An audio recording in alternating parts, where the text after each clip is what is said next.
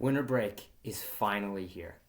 Congrats, you've made it through finals, you've been studying hard, and now it's time to relax. As I've been thinking, I wondered, what is winter break like? Winter break is like floating down a lazy river, but there's a shark in it. Winter break is incredibly relaxing and incredibly dangerous. When I was in college, I was always super excited for the breaks. And people would ask me, what are you most excited to do over the break? And I would respond with this: absolutely nothing. I'm excited to do no homework, to not study at all, to lay on the couch, eat brownies, and watch The Office. That's what I wanted to do with my winter break. I just wanted to go with the flow. And I bet many of you are in a similar situation. There's only one problem. In nature, there's only two things that go with the flow on a river: things that are dead and things that are injured. We are in a river.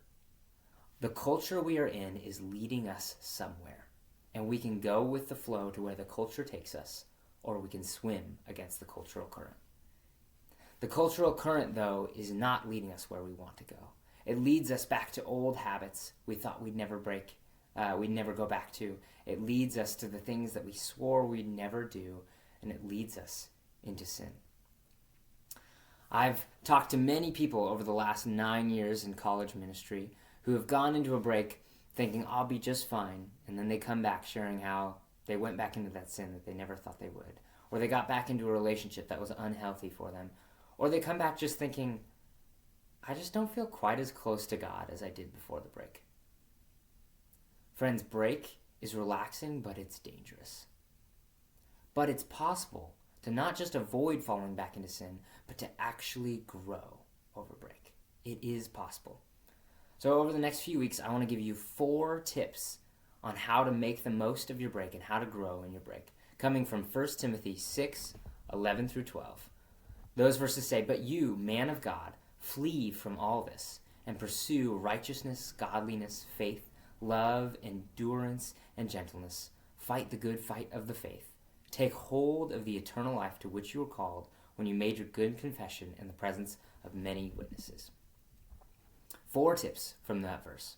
The first command is to flee. He says, flee from all this. Right before this section in 1 Timothy, Paul lists all these things that are not good, sins and things that we don't want to fall into.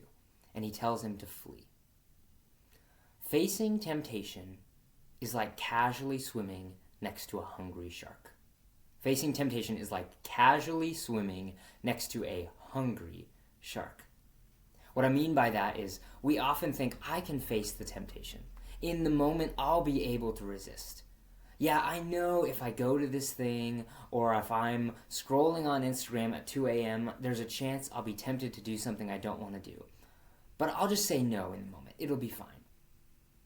Doing that is like casually swimming next to a hungry shark.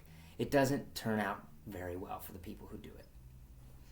Friends, you aren't called to face temptation.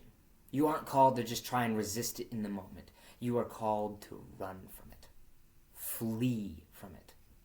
Jesus, when he tells us how to pray, says, lead me not into temptation. That's what we're to pray, that God would lead us away from temptation. In Proverbs chapter 7, it talks about a man who knows he's going to be tempted by this adulterous woman. But he goes to right near her house late at night. What's it call that man? It calls that man the fool. That's your name if you don't run from temptation. It is foolish to try and think that we could fight it on our own. I used to think that strong Christians are those who can stand up to temptation.